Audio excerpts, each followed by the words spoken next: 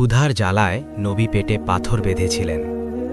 মদিনার আকাশ ভারী, সময়টা খন্দকের যুদ্ধ, চারদিক শত্রুতে ঘেরা, খাবার নেই, পানি কম, আর সাহাবীদের চোখে ক্লান্তি ও ক্ষুধার ছাপ।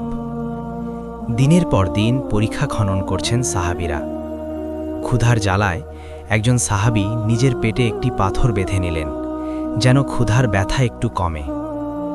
হঠাৎ তারা দেখলেন তাদের প্রিয় নবী হযরত মুহাম্মদ সাল্লাল্লাহু আলাইহি ওয়াসাল্লাম নিজেও পরীক্ষা খনন করছেন।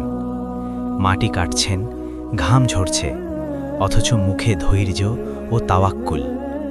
এক সাহাবী কাঁদতে কাঁদতে বললেন, ইয়া রাসূলাল্লাহ, আমরা ক্ষুধার কষ্টে পেটে একটি পাথর বেঁধেছি। নবীজি ধীরে নিজের কাপড় ওঠালেন।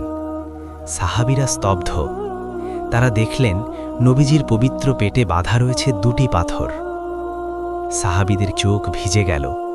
যিনি সমগ্র উম্মতের নেতা, দোজাহানের শ্রেষ্ঠ মানুষ, তিনি নিজে ক্ষুধার কষ্ট সহ্য করছেন, তবুও উম্মতের জন্য দোয়া করছেন। সেদিন সাহাবীরা বুঝে গেলেন, এই দুনিয়ার আরাম নয়, আল্লাহর সন্তুষ্টি সবচেয়ে বড় সফলতা।